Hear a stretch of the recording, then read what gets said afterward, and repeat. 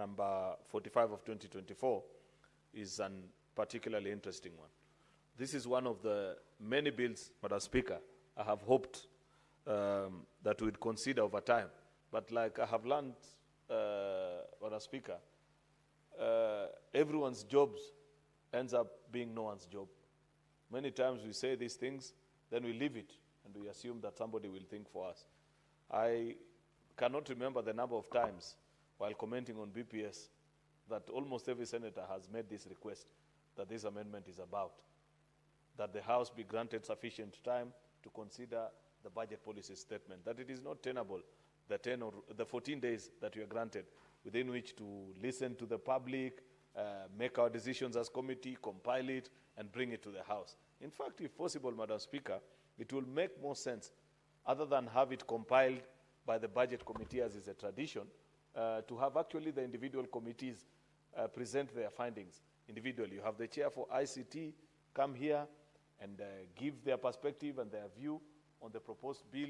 Then you have the chair for health come and explain to us why National Treasury still want to continue hanging on to stipend for community health promoters, as opposed to releasing that money to counties so that governors can pay, Madam Speaker, and so on and so forth. There are many things which I feel, if we had sufficient time to consider the BPS, then the House will be better armed, actually, to respond to the call of interrogating our budget.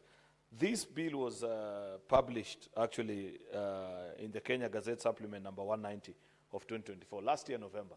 It's actually taken almost a year plus in the National Assembly. The principal object of this bill, of course, is to amend Act 412A, which is to extend the time within which Parliament considers and makes recommendation to the BPS, to extend the time within which the CS for Finance complies with the debt management provisions, and to put in place a framework for the implementation of accrual accounting in government, Madam Speaker. The extension of time within which Parliament considers and makes recommendations to the BPS from 14 days to 21 days will allow Parliament sufficient time to carry out public participation, debate, and make cogent recommendations on vital budget document. I need not emphasize, my colleagues, many times you've had each of us say how 14 days is such a short period. Of course, you understand that we work in a very tight fiscal cycle of only 12 months, which many times, Madam Speaker, when we resume at the beginning of the next session, around February of next year, Madam Speaker, it's a fast business that awaits us.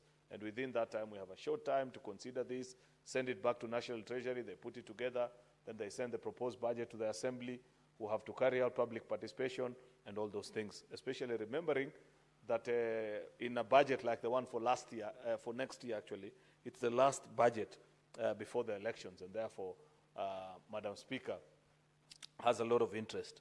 Further to that, Madam Speaker, Clause 2 of this bill proposes to amend Section 25(7) of the PFM Act to provide that Parliament shall not later than 21 days after the BPS is submitted to Parliament table and discuss a report containing its recommendation and pass a resolution to adopt it with or without amendments. The extended time for consideration of statement by Parliament from 14 to 21 days, and to amend Section 25(9) of the Act to provide the National Treasury shall publish and publicize the BPS not later than 22 days after the submission of the statement to Parliament.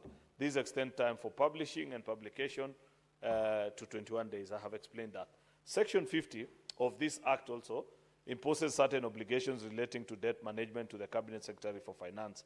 One, these include, under Section 52, that borrowing by the national government shall not exceed 55% of the gross domestic product in present value terms, under Section 52C, the amendment that we did here at the beginning of this term, Madam Speaker. The debt threshold set out in 52 came into force in 2023. The bill, therefore, to provide a different date for coming into force of this provision. Clause 3 of the bill proposes to delete Section 52C and submit the new session that provide the Cabinet Secretary to ensure that borrowing by the national government complies with the threshold under Section 50, 2A, Madam Speaker. We had a long debate about this, and I believe that the Budget and Finance Committee of this House will actually lead us into making a more reasoned decision on this particular proposal during the committee of the whole stage. The clause 4, Madam Speaker, is to amend section 194(1) to provide that the Accounting Standards Board shall provide a framework for the implementation of accrual accounting in government, and further the board shall prescribe risk management framework. The bill further proposes to amend 194 by inserting a new subsection 6 to provide for transition period to 3 years to accrual system of accounting in government. There are many people who've been calling for this because it basically means, Madam Speaker, that we shall be spending on reality of what we have as opposed to the current system where we believe and hope that there's some amount that we'll collect, and therefore hoping has gotten us to where we are today, where close to 70% of our collections, Madam Speaker, end up paying debt. Therefore, this is a simple amendment, but with very consequential findings, which I hope that colleagues can find time to debate, share their thoughts about it. I'll be particularly interested by the findings of the Budget and Finance Committee on this matter, so that we know whether indeed they have considered the requests that have been made here, Madam Speaker, and leaders. With those many remarks, Madam Speaker, I beg to move and request Senator Professor Tom Ojienda to second. Thank you, Madam Speaker. I second the motion for the proposed amendments.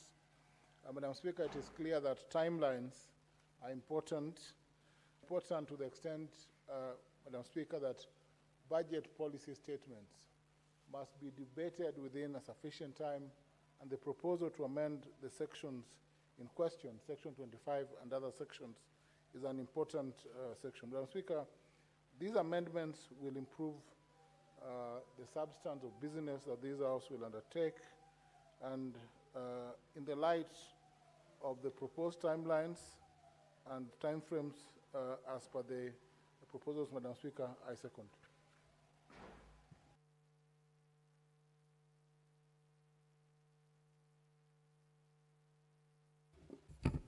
Honorable Senators, I propose the question that the Public Finance Management Amendment Bill number 4 Bill, National Assembly Bills number 45 of 2024 be now read a second time.